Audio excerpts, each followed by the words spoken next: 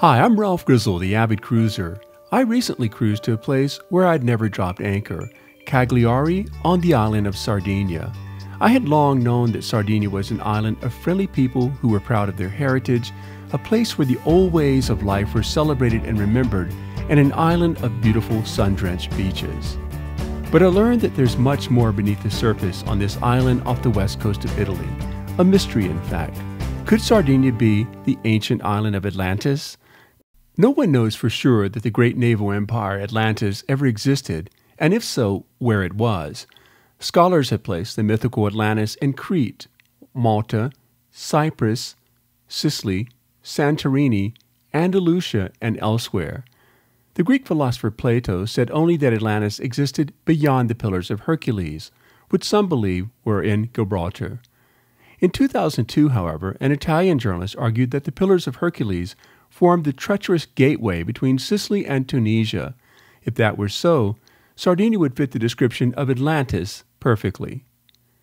To try to get more insights into the Sardinia-Atlantis connection, I stepped off my ship in Cagliari and traveled for about 30 minutes to an archaeological site in Nora. Nora is considered to be the first Phoenician town in Sardinia. However, the Phoenicians weren't the first to settle in this region. Even before the Phoenicians arrived, Nora had a local population, a neuralgic tribe. Nora was a thriving city from around 2000 BC until around 1400 BC. Evidence suggests that the neuralgic people were great sailors who knew how to navigate the shallow waters between Sicily and Tunisia. They used their navigational skills to trade with other societies throughout the Mediterranean. Spada, the tour guide, says that Nora was perfect for trade, strategically situated in the middle of the Mediterranean and with two protected harbors. At one time, the ancient roads in Nora were bustling with commerce.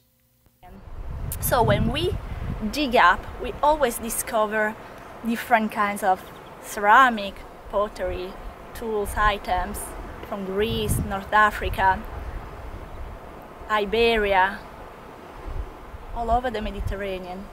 But suddenly Sardinia went silent, cut off from the eastern Mediterranean by a natural disaster of some sort. Sardinia was isolated, a dominant power no more. Was this how the legend emerged about the great Atlantis that sank into the ocean overnight? There's a lot of mystery around the sunken city.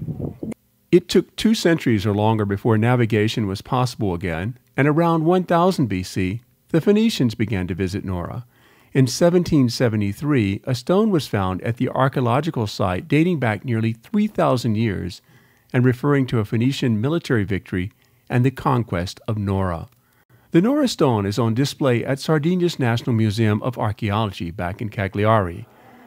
I went there and met with Donatella Mireto, an expert in the antiquities. She showed me how the ancient Sardinians were mysterious people who built megalithic towers known as nuraghi. Dating from the 2nd century BC, thousands of these odd structures still dot the landscape of Sardinia.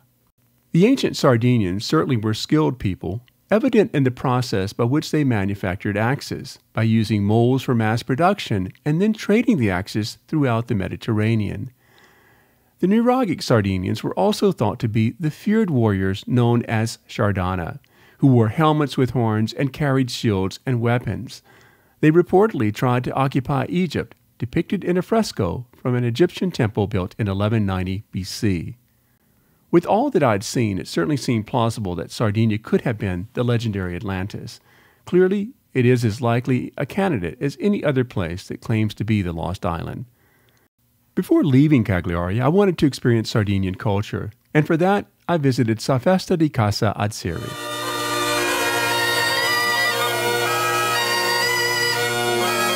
There, I was greeted by musicians wearing traditional clothing from days gone by, and then stepped into a courtyard to explore some of the local arts and crafts.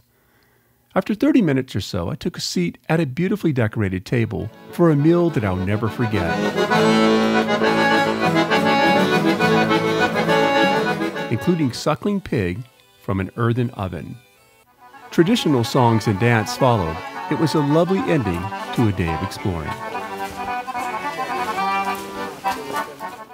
I sailed away with the voices of those I had met in my head, reflecting on the significance of the day. Yes, some scholars talk about the ancient and famous Atlantide.